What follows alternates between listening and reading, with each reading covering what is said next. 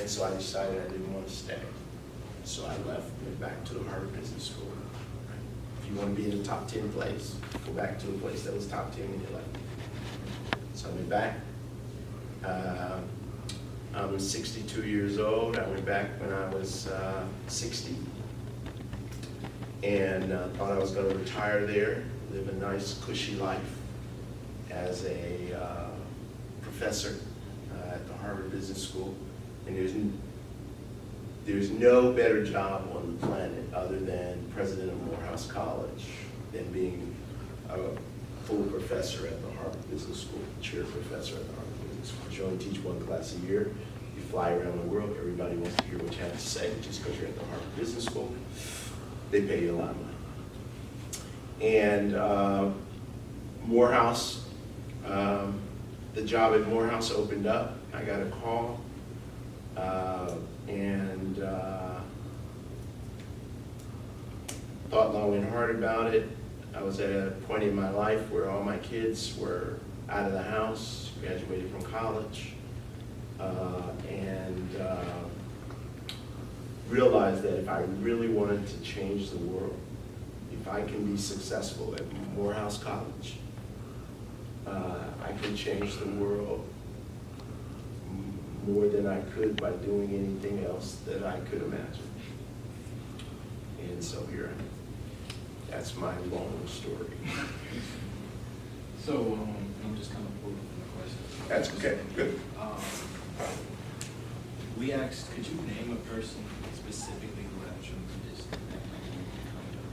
you talked about your father, you talked about your mentor from the could you kind of maybe someone else who was important to your development? Other than, right, my father, my guy named Leroy Wells, who was my mentor, who was responsible for me going to Yale.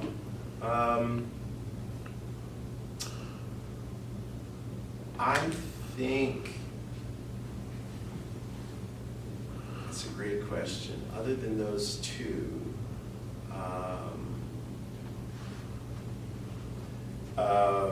W.B. Du Bois. You guys know who W.B. Du Bois was? Yes. Everybody knew? Yeah. W.B. Du Bois, from the vantage point of, he was a role model for me. Because he studied what was happening to black people in this country, and he was not just an academic, but he was also engaged in trying to make the world different for black people. And while he was also, he met the academic standards of any sociology, because he was a sociologist, any sociology department in the country. So he wasn't just an advocate, right?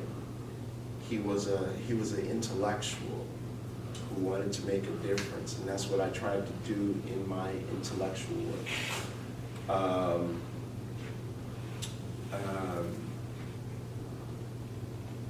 I would say as a leader, a person who greatly influenced me was Nelson Mandela.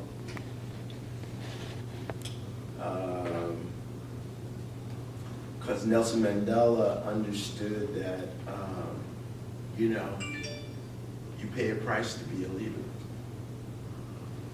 And he also understood that once you get to the top, you can't seek vengeance, right? I've always had that in my head, right? Like,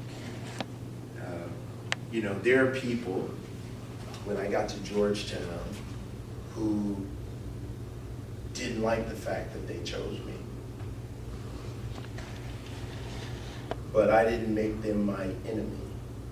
In the same way that, when Nelson Mandela became president, he didn't make the white people of South Africa his enemy. And if you've ever seen the movie Invictus, right, it's about healing. And that's influenced how I try to lead the organization, how I try to lead Morehouse, how I try to lead Georgetown. So those have been influential role models in my life.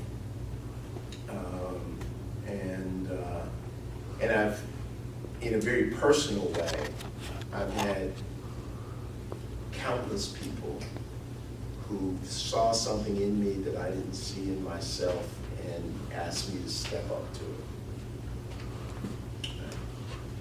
And at the time, I didn't know that they were going to be as influential as they turned out to be. Just go through these questions, trying to fill out these questions. I think this is a relevant one. So, In regards to kind of like leadership theory, what specific traits you feel like we as Morehouse should have, what is one characteristic that you believe every leader should possess?